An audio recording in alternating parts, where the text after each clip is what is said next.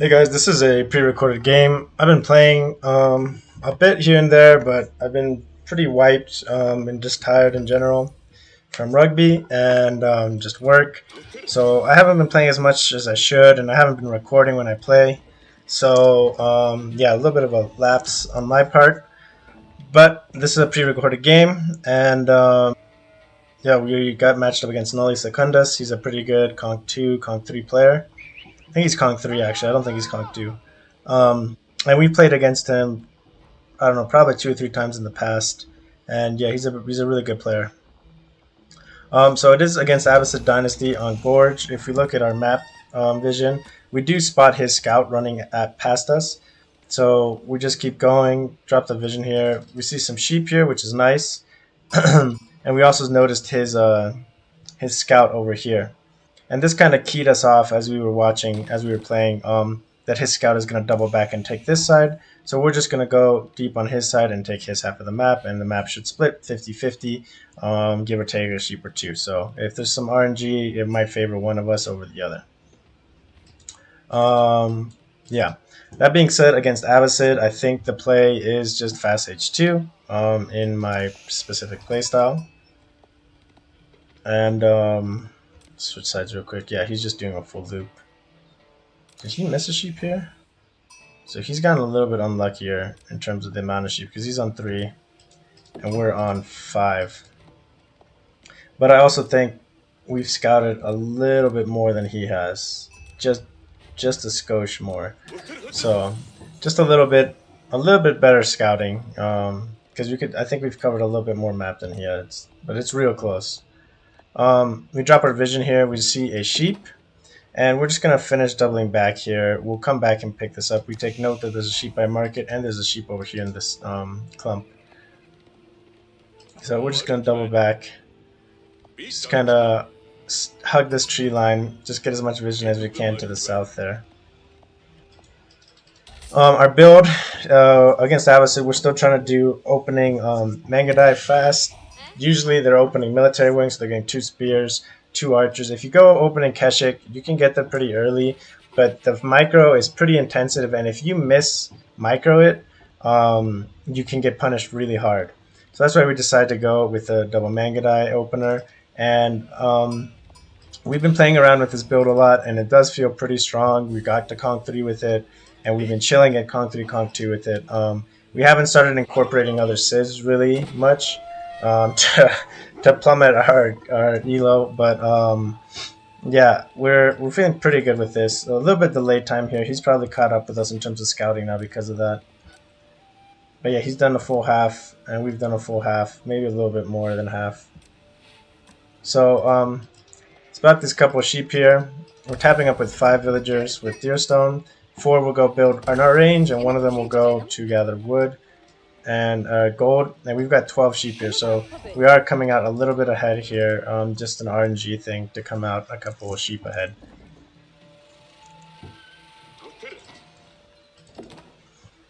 Now, we were initially thinking to go scout over here, but we know the timing is getting close to age up, and we do want to see what he does and where his units go. If he does go military wing, we don't want to lose track of those. We did have a couple of games, like against John and against Abbasid, or in Ayubids, where we scout that initial Desert Raider or these initial archers or the initial knight, and we decide just to assume where it's going to go, and we just leave it, and we try to intercept them with our army, but they end up going somewhere else, and we end up missing it, and it's actually really important in terms of tempo and decision to keep track of that first military unit. So we age up. We're going to tap an archery range here. We're on his gold. We're on the House of Wisdom. We can see there's a little bit of a structure here. That means he's building the military wing. And so we're just paying attention there. When he ages up, we just fall back here. He does a pretty good job of sniping our sheep here. I mean, it's not, we don't really care about losing this sheep. At the end of the day, it's really his sheep that's getting lost. And we're going to rally up to 9 villagers on sheep here. And we are getting our specialized pick early. And this again is because you're so gold heavy with this build. This actually really helps to keep everything where it needs to be in terms of gold count. So this first set of manga are coming out, and then we're gonna make Khan's hunters. And the big key with the Khan hunter is basically the Khan hunters themselves outrange the archers, and your manga get a lot more range. And so we're not gonna really engage here. We hit a little bit, and our Khan can hit a little bit because he's got 5.5 tower range. He can outrange the archers, but we have to be careful. We let those spearmen kind of engage us. We let kind of a little bit of micro mistakes happen so we can get some damage in. What we're really waiting for is these Khan hunters to come in and help, and then we're incorporating more manga die. So I used to do, I was doing 2 manga dice and then a Khan hunter, but I think manga die into Khan hunter is definitely the right decision here. And in terms of wood count, sometimes it's a little tight, so I am possibly going to go back and look at the build in terms of increasing one more villager onto wood here. But it's really, maybe it isn't. Maybe it's just a forced drop off every time, because that's how we got these Khan hunters on time, is we forced a drop off. But you can see that extra bit of range really changes the dynamic of the fight, because now we're shooting his archers, his horsemen, his spears, everything we're hitting at a much stronger time. We're hitting and taking a lot less damage than you normally would with a normal manga die. So we do see his horsemen going up, so we are dropping a tower here immediately. We are getting our broadaxe upgrade behind this. So again, we're getting our ecotechs. He's on 1 ecotech himself. I don't believe he's on wheelbarrow. He is not yet. So we're both, and technically we've got deerstone, so we have like a pseudo wheelbarrow. We see his army moving north. It does indicate something going on, and sure enough, it is a tower. So we weren't able to fully deny this gold, which would have been nice. But we're in a strong spot. Our military is in a good spot. We've been able to kill some of his units, so we're ahead right now. But we know that there's some horsemen missing. We do see this horseman here, and we keep microing over here. We try to snipe this villager on gold, and we weren't too worried about it because it was just 1 horseman, so we let it fully die before we commit to garrisoning to the garrison. We have 1 extra villager on gold here. I did want to get this blacksmith tech a little bit early. I wish I could talk. Apparently I can't. And we do spot these horsemen here, so we do try to rotate back to just pick these, and we aren't able to pick it, and we were trying to see if he was gonna connect his other horsemen, but he doesn't. So we're just gonna go back and kind of fall back, and we're just gonna kind of recalibrate, because right now we haven't gotten a Vil kill, so we should be behind the villager. We're actually 1 ahead because we were able to idle out his food production enough, which is big. But now it's become we're getting our military tech and we're dropping a market, so we do want to start trading, even if it's half map trade. See these archers, and we figured that he would be rotating back onto food here. And again, you can kind of poke them. Your Khan's hunters have 5.25 range, so they can outrange these archers just barely, and it's pretty much impossible to keep that range where you're only hitting them. But it does work out this time because he brought more horsemen. We do garrison a little bit quicker, because if he can potentially snipe one of our villagers if he really commits to it. It's not worth it if he does. But now that he's shown his hand with those horsemen, that he's connected them, and we have our scouting falcon, and that's one thing that I really love about the Khan hunters and the Khan. But you see we're 50-50 our military split right now. But basically it allows us to just constantly scout, and we leave this area, we move forward, and if he's cutting backwards, we're going to see it. But he's chilling here, so now we're going to see this. We fully expose it. He's able to react in time. But again, this is where this vision is really big, right? He can't do something that we can't not react to, right? So he plays horse here with us, and we just have to wait for him to commit to a side, right? And so he's committing. The worst thing is for him to commit up. We don't mind as much if he commits to the south here. And what we decided to do here was go castle. And so I guess we'll pause it here just for a second, because usually in this situation, a lot of times you guys will see me commit to more units. And this time, I've got to mark it out. I've committed 10 villagers now to gold, because we had a lot of villagers on food, and it was stacking up. And we're starting to run out of sheep here. How many sheep? We still got 4 sheep, but we're running out of sheep. So we have to transition onto a different food source here soon. But And we know he's got a big archer mass, but if we pick off these horsemen that are isolated, now it's basically all he has is archers.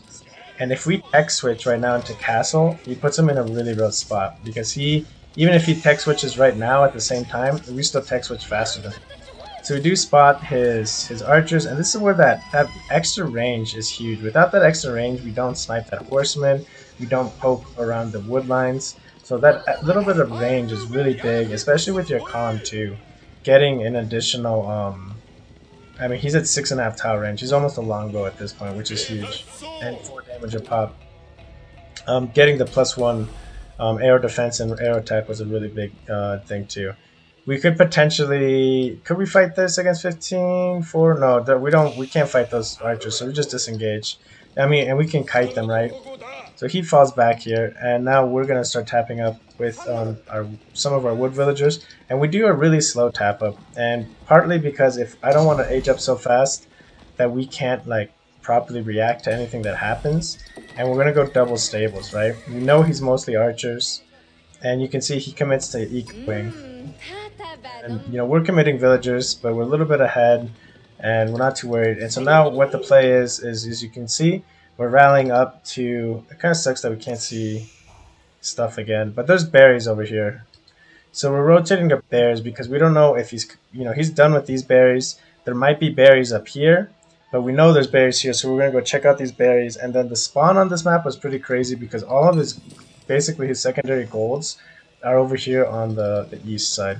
We do happen to catch a scout, which is a pretty big deal because he has been investing in them, right? So getting those for nothing, and you can see the destroyed value right now is really in our favor, right? We've gotten almost 600 resource and destroyed value, and he hasn't gotten anything. So the trade has been really good. And you can see we have our eco tech, a wheelbarrow coming in. We're getting veteran Mangandai right now, and we're in a pretty strong position. And we're gonna start trading now. And behind this, we have Keshiks coming out. So we're expecting him to be tapping up the castle himself here. And we're not going to commit under this. You see how quickly our Mangandai die when the H2 under TC fire. So you want to get our Mangandai teched up, and we want to get +2 air defense before we dive past this. And again, this is the advantage of that Scouting Falcon. Seeing that he's got this army here is a pretty big deal, right? And we've killed a villager. We've had idle time because we're pretty much caught up. Or is he on 2TC? Is he on 2TC? He is not on 2TC. Okay. Anywho, so he reaches castle. Oh man, I didn't notice this. That's huge. I was wondering who killed this villager, because I never noticed who killed the villager, but it was that freaking wolf. So again, we snipe another villager here, and we don't see his army, right? And we're like, okay, so he's aged up, he's potentially pushing us. We don't see his army. He's ringing the town bell again, and we've gotten our veteran Mangandai, and our red rivets is coming through right now. So we're just gonna go ahead and dive into this and force his army back, and that's what happens, right? It forces his armies back. We see a blacksmith, which means he's getting his arrow techs, which is fine. And then we catch villagers over here. So this is a big deal, right? This is a lot of tempo, a lot of idle time that gets caused here, and he's gonna lose a lot of villagers here. And if we do see his archers, and that's again the advantage of having that Scouting Falcon, and that the Mangandai are just so much more survivable under the outpost. And we dropped our defense arrow, which is again really helps survivability. And we're sending Keshiks up. We are trading. It's not the best trade, but it's decent trade. And we're getting our upgrades, and we're transitioning to a bunch of pastures, but we're also on the boar here into the south. We did unfortunately get it really tight to the wood line, so we couldn't get all of our villagers on there. So we come over here, we see a camel archer, and we see a camel rider. We don't want to fight the camel rider, so we just fall back. And we don't really have much sites here, but we have the majority of his army. At least we're pretty sure the majority of his army is over here fighting. We also see him, prepping for a 2TC play. So idling this 2TC is a big deal, and forcing his archers to stay back here is a big deal. And we're just going to queue up under the curl tie. It would be nice to get superior mobility, something we definitely missed out on, something that would have been really important at this point. But we are getting our balanced projectiles, and we've gotten uh, our T1 Eco Text, and he's gotten his T1 Eco Text as well now at this point, I think, right? Is he missing horticulture? Oh, he's missing horticulture. So we're actually a little bit ahead in terms of eco tech. And the little bit of villager kills here and there starts to add up. Pick off another one. And you know, it's the scouting falcon, right? We can see where his archers go to. And you can see the range of just the Khan being able to hit stuff here is a big deal. Knew his woodline was over here, so we're just going to harass.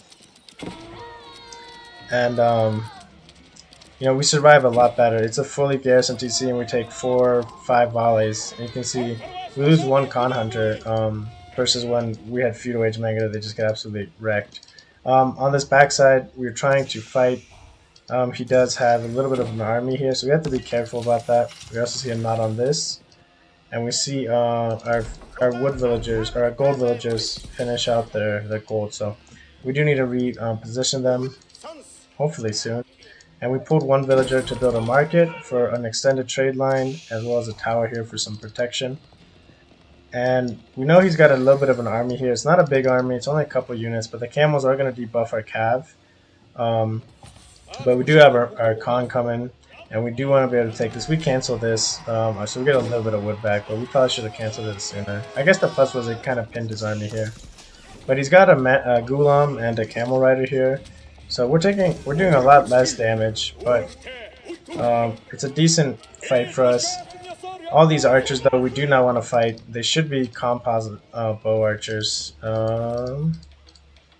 are not composite bow archers. I thought they might be already, but maybe it's a winnable fight for us. But either way, we want to back off of it. He is getting his military techs, and we also have some of our military techs. He hasn't invested in any melee techs, so overall we are kind of ahead in terms of our military techs as well.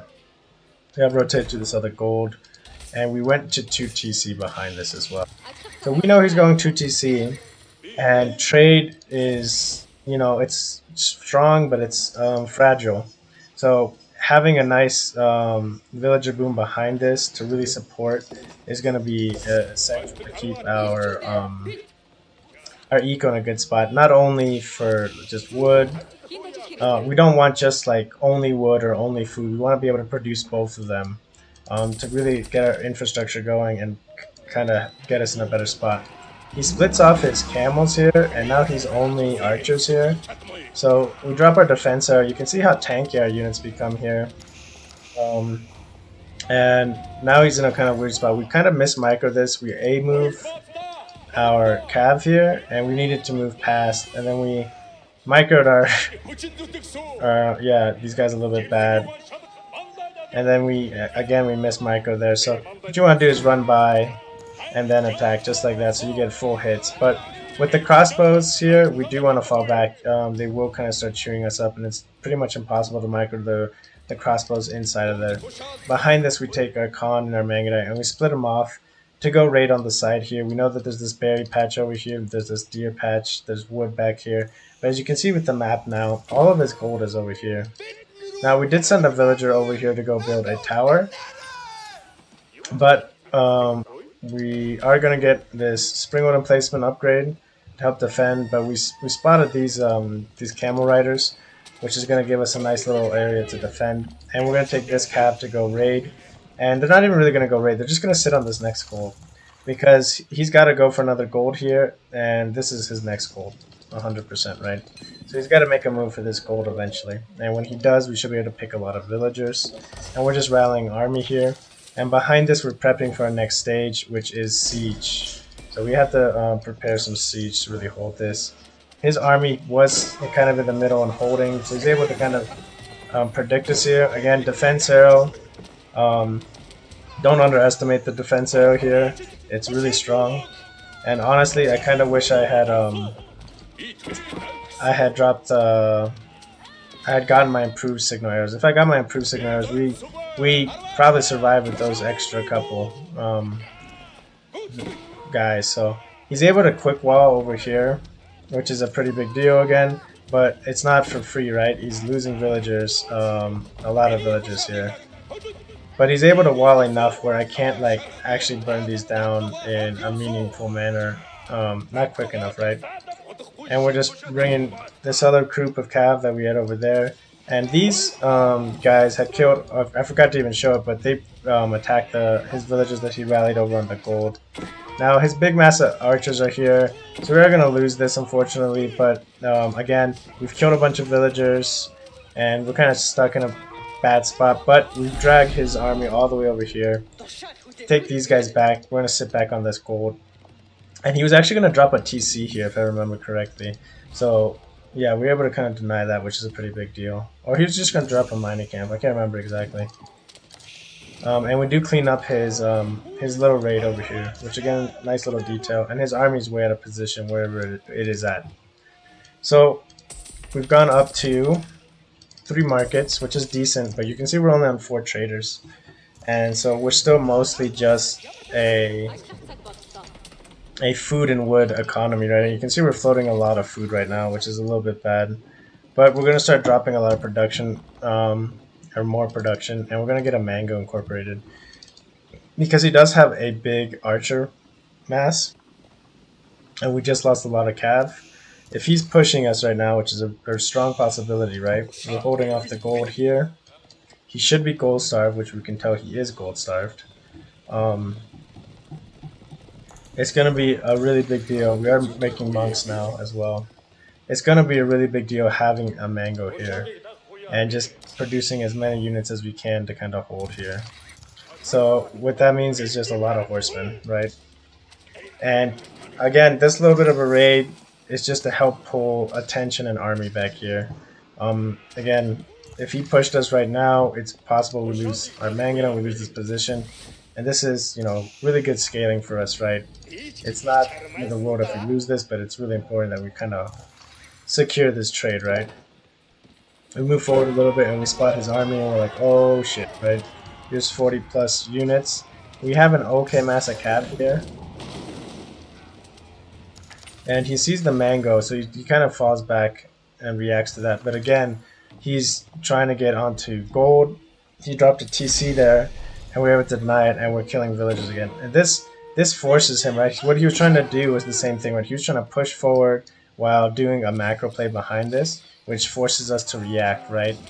At this aggression while he safely macros. But this time we kind of predicted it, and we're able to deny that second TC from happening. It's still on his villager line, and we're going to clean up this little bit of a raid that's after us. And while that's all happening, we're kind of safely macroing behind this. And our villager count is starting to really escalate now behind all of this. And we've gone up to 4 markets now. And so we're idling a bit of TC here,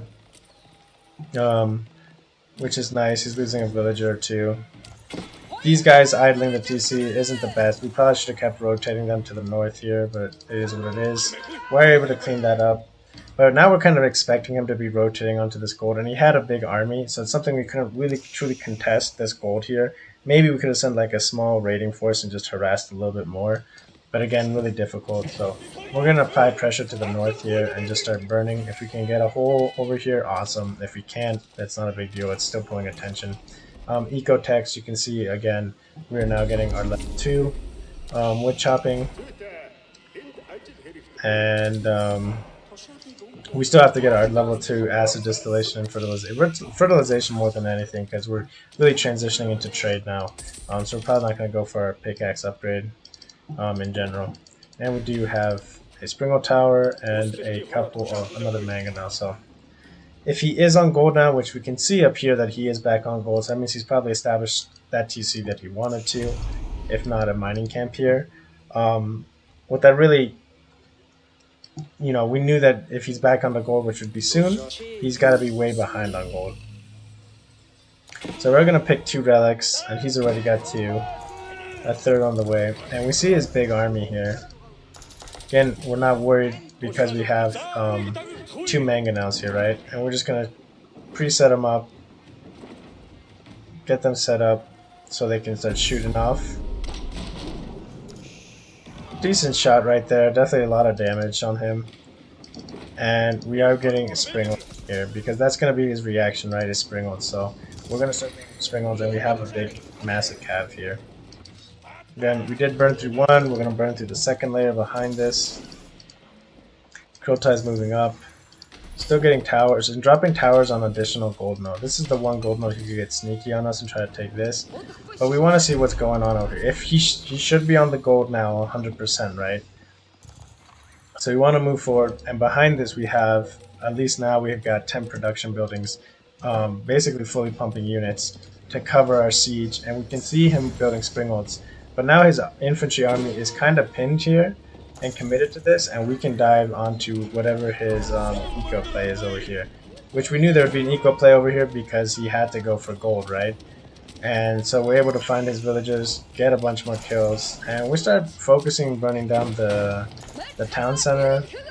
We really don't have a huge mass of cap to do this, but once we see his army here, we just have to kind of back out of this. And we probably don't take the best route possible. The Khan's hunters again really helping our DPS here for our Mangadai. This choke point was brutal, and we didn't micro this, we just clicked him over, which was really sloppy on our part. So we kind of fixed that choke point once we go back and check it out. But behind this, we pull another army, right? And this time it's mostly Keshik. I mean, it's 50-50, right? So again, he has to make a decision. Do I go defend my villagers? Or do I go deal with these Mangadai horsemen, right? And it's an obvious choice, right? He has to go defend this. And even though we may not kill any villages here, we are idling his TC. We are idling his gold income. So this is why we focus on this tower, because we do want to get some value out of this in terms of villagers kills. And behind this, we're making a really big siege ball. So mangoes, Springolds, and more Springolds are in queue, as well as a ram. And 15 traders, 4 markets. So again, we're not super heavy on traders yet. We're still mostly on just villagers. So we trade out here, we killed a few villagers. Technically, it might not be worth it what we lost here, but we've really dented his positioning in terms of his gold income. I mean, he's got a lot of gold, but that's kind of reactionary gold is why he's floating it, I would assume. And we went to look for villagers on this wood line because we didn't see villagers here really, so we were kind of surprised and not sure where the hell his villagers were. And I guess he must have been just moving them around in mass. So we did finally burn through here, but we've only got 2 Mangadai, and we just decided to leave them out here. Probably kind of a waste, but whatever. And we decided to decap the sacred site because that's where we know he's getting a lot of gold for the sacred sites behind this as well. So capturing this, dropping a tower on the sacred site, dropping another tower here, and just kind of tower crawling here. And we build a bunch of infrastructure in front of the market here just to kind of block up units if he does come over here. And even though we lost that whole army there, at this point you can see that destroyed values has switched. We're okay with having traded technically poorly in destroyed value, but we killed a lot of eco and slowed down a lot of tempo. And we're going to switch out his monk with our monk to go capture this middle site, get a Springold tower, another tower here, and we're just going to clean this up real quick. Over here we do notice he's got a little army here to deal with us. Defense arrow again I think is a really strong arrow that should be utilized in these kind of things, and we are getting our improved whistling arrow now. A little bit late, but better than never. I would say at this point the game is pretty much over. It's kind of in our power to either throw this or not, but we're capping here and we're capping here, so getting rid of his passive gold income is a pretty big deal because this is whatever 80 gold. It's basically relics worth of gold. So we try to burn down over here. He again committing a decent sized army, so we have to fall back. But we know he's got his main army somewhere around here, and this is where we kind of start creeping forward. Because we're pop capped, right? So we need to start producing more units. And we're up to 14 production buildings, and they're not fully maxed out, but they're up there. Bad shots with our mango, and we realize a little bit late that we're fighting here, and we micro our Springolds back before we micro our mango, and we are able to snipe his Springolds before he's able to take our mango. It's really big, the curl type, being able to heal your mangonels. If it's a little bit of a gap between shots and the spring holds, you can actually survive the double spring hold shot, which is a really big deal. Here he's all range, and we're basically mostly horsemen here. There's Keshik in here, but I'd say we're majority horsemen, and we got a lot of archers, Mangudai and Counter Hunters behind us. So you can see how we really quickly turn the tide here, and now that we're in here, we can just kind of throw this army away. We're tapping up with White Stupa behind this, and yeah, splitting off a couple here to go chase the wood line because we know there's a wood line there. We didn't notice these farms here, which is a little bit unfortunate. But we did want to just stay away from this TC, and we just wanted to come over here to this other TC because we figured there's villages over here. Okay, and this is where all the villages are at, so at this point, yeah, I'm pretty sure he taps out at this point. But yeah, it's definitely the con hunt just changes the dynamics a lot because when you get them out as quickly as you do, it really does change how it works out there. We did go up to 5 markets at the end there, so decent game, and it worked out pretty well in our favor here.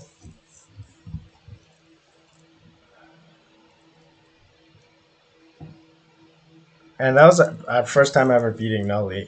We've played him again, like I was saying, a few times, but he's pretty much always beaten us. So first time beating him, which is pretty cool, at least for us. Oh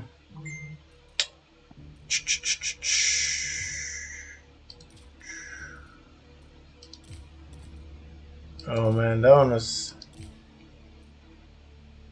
some interesting games. There were some really bad losses that we kind of just totally threw away of victories. So we did an experimental Dark Age build. Definitely not. We tried against Ayubit before, but it's really tough to pull off. We tried it again here. It did not work out so hot.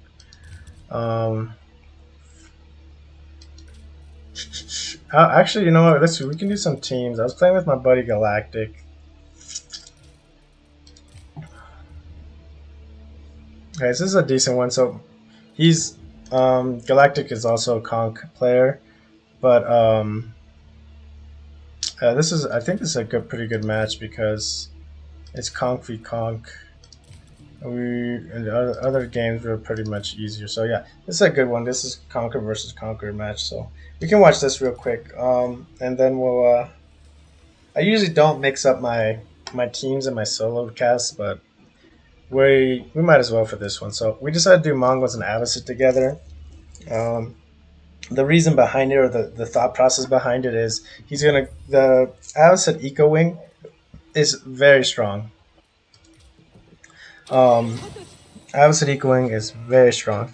3TC, especially on team games, is very strong.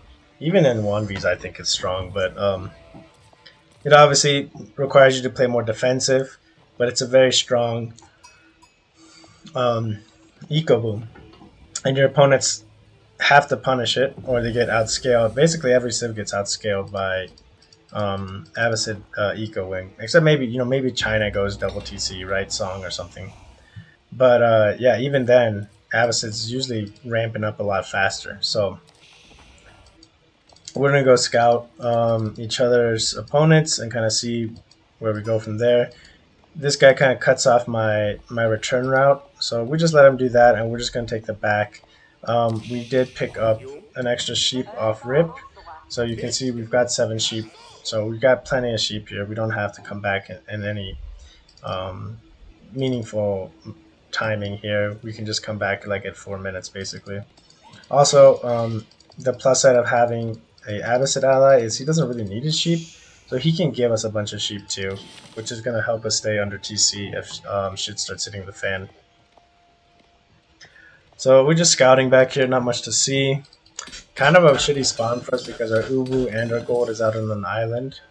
For him, it's a pretty strong spawn for for Galactic here, our ally, because back wood lines, back gold.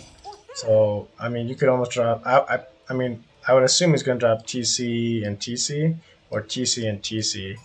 and just secure those lines. But I would probably drop here and here, really secure those wood lines. Oh wow, this is pretty strong back here too. So that's a really strong spawn for him. So we're just scouting around the back as much as possible. We see the Iabid base. Notice he has front gold, one front wood line, and like a side wood line. And we're picking up all the sheep on his side that he didn't pick up, which is, again, kind of a nice deal.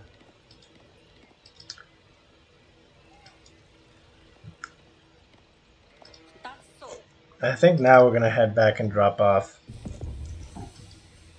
So we're going to age up with 5. And this, again, is going to be that kind of Mangadai pressure build. He gives us 5 sheep here. Again, we still had an extra sheep here, one more sheep, and we're coming back here, so we still have plenty of sheep. Because there's carcasses on the ground there, so more than enough sheep now. 14, so tons of sheep. He's gonna finish scouting this side. We communicate in just like a call, Discord call. So if you play random and you play solo without an ally, it is a little bit tougher. You guys saw me do it in a bunch in previous seasons, and it's definitely a disadvantage. So playing with somebody is definitely going to be really helpful. And so what we're going to go do is we're going to go scout and harass the John player.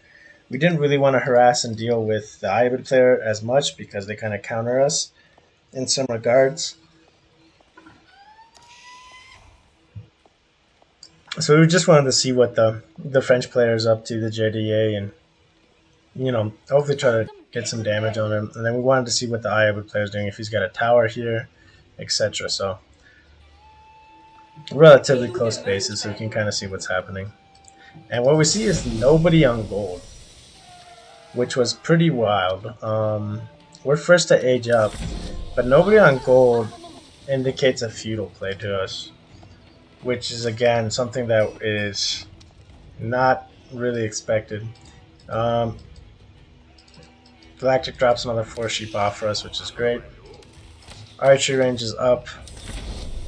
We do see the military wing. We kind of see it getting built, and we're just harassing here. And we're going to send our Nangadai over. And yeah, behind this, the French player's aging up, but Galactic's almost got enough stone now to age up. He needs 150 more, so that's just like 2 more drop-offs. We do see the Scout and the Deserator, and it's really important that we keep vision of this, and that's something that we kind of mentioned in a previous video. We do want to just keep vision of this no matter what, and the idea is just to contest properly. This first initial aggro we don't want to lose track of, so he takes his sword out because that's where he does most damage, but a little bit too late. And it's against the Khan, so all of that damage really is kind of null and void. And he's dropping his first TC, and he's gathering up enough wood for the next TC as well. Okay, so he did drop over here, so I'm assuming the next one's going to be over here, if I had to guess, but we're not 100% sure. JDA went Archer, and we see a bunch of archers out here, so we know that this is going to be kind of a bad spot for us to fight. We also went double Mangadai and then into a Khan Hunter, so I think, again, kind of a mistake. We probably should have done it a little bit differently, but it is what it is.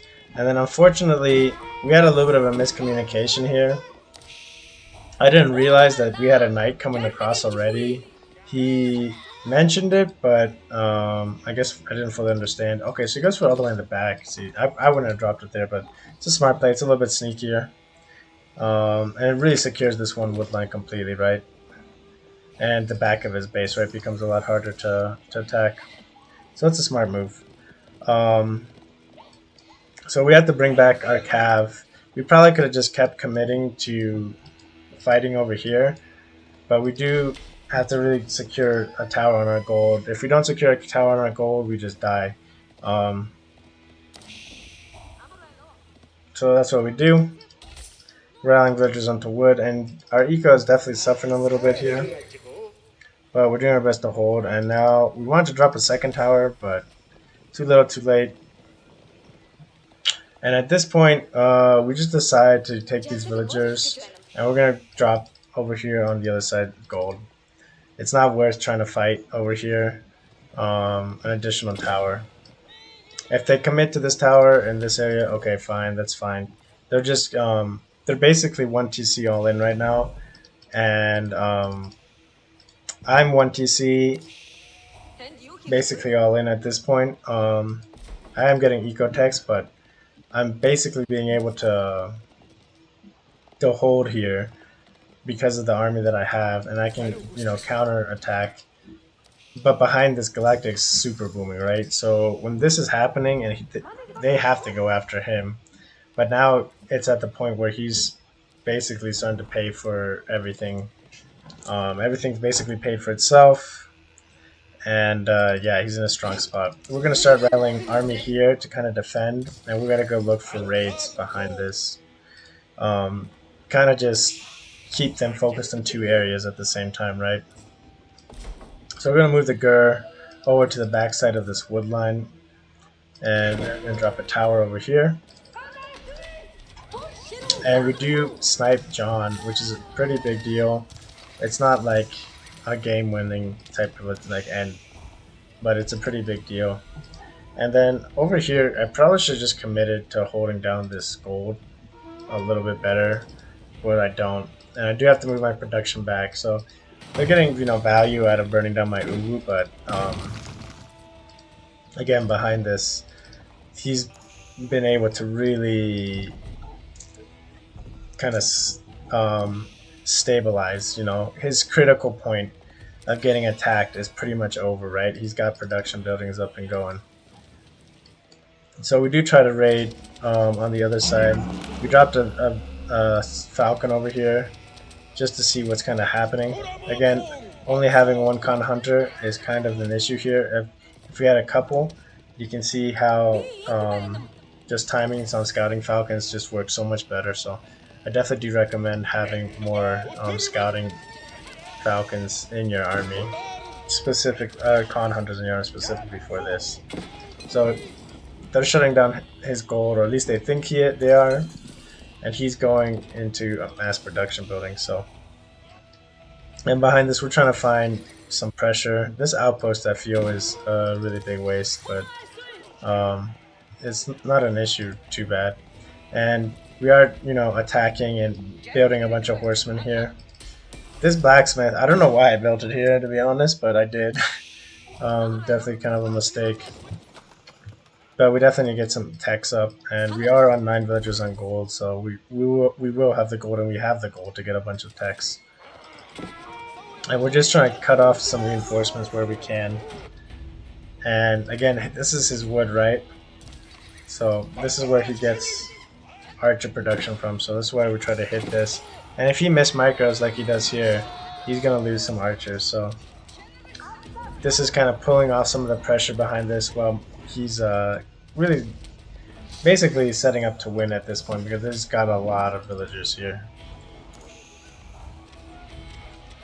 And the harasser on the back here takes both of their attention off a little bit, and you can see it causes them, you know, a little bit of stress, a little bit more APM. So behind this, we're just kind of committing to harassing the Ayabit player. We probably should have stuck on the French player as well, but it is what it is. Because we could have denied this gold a lot better, or look for like other food sources, because we never scouted this corner of the map, which is a little bit of actually a really big mistake. But we do see them trying to commit to a bit of a push here, but it's double ram, and we're getting our upgrades. We did have to transition to a couple of pastures here. We're on a couple of stables, and we're just kind of idling things out, trying to find aggro where we can, and we're, you know, communicating to him. And He's basically telling us, yeah, I'm losing a TC, but he's not worried about it because he's just massing a bunch of units, right? And we're just kind of waiting for him to be committed into the fight. So once he's committed into this area, that's a pseudo choke point. That's when we kind of decide to hit. I'm also trying to hit the JDA's gold. And he does a good job of reacting here. And we kind of commit to a fight here, but we're able to snipe. Oh, we're not able to snipe the JDA. Okay, he's able to snipe the JDA, but we take a lot of the brunt of the Royal Knight's focus here, which is a pretty big deal. We lose a lot of our guys here, but not everything. And we clean up the Knights, basically, which now means all they've got for this push is one dead TC, but they didn't kill a lot of villagers. And they're losing all of their army. Behind this, we're idling food villagers over here. And now we're going to take these villagers that are gold and we're going to set up a trade with 4 markets. And so that way we can start booming behind this, right? He's double TC, so he's still happy. Even though he lost a TC, it's an eco-wing TC, so it's really not that expensive of a loss. And he can go up to another one again, which is what he is doing. And we're just looking to go raid. So we tried raiding here. We couldn't really get much. He's got his army going up, so he can go kind of push and pressure forward, as well as this army is going to go pressure. So what we're going to do is rotate over and hit. And we get a great timing here because our opponent is trying to wall. And he decides to pull his villagers off, which was a huge mistake. Because if he finishes walling here, you lose a couple more villagers, but you hold this position, right? But now, instead of losing just a couple more villagers, he's going to idle out all of these villagers, and he's going to lose a lot more villagers. So he ends up losing, you know, a lot more by not sacrificing this. And because of that timing, he's dying, and we're going to push over here on this tower, and we do spot this tower as well, so we would have rotated up there. Galactic's going up the castle, and he's got a big army here that can counter push, so we're both in a really strong position, and yeah, trade was starting to boom for us. That map too, if we look at the timeline, you guys will kind of see the villager count, how it gets ridiculous really quickly. So, you know, he loses his 3rd TC here. And, you know, he loses a villager here or there, or production wanes here or there. But, you know, him sitting on 60 villagers, while they're both at like 30, you know, his eco is almost both their ecos combined. And that's why it's a really big thing. And sure, he loses a couple here, but he's going to be able to reestablish and reboom more than they are. So it's a very strong play. And then we're at the end, we're starting to mix in some traders here. So decent fight, and you can see that they committed really hard to military, right? And even Orange pseudo committed, but he couldn't really. I'm curious, was he going stone? He wasn't going stone. His food was super high. Well, anywho, it was a decent match, but yeah. Hopefully I'll start recording a little bit more, guys, and yeah, let me know if you guys kind of want to keep seeing team games, and yeah, I'm hopefully gonna start getting some more civs in the 1v rotation as well. So thanks for watching, guys, and I will catch you on the next one.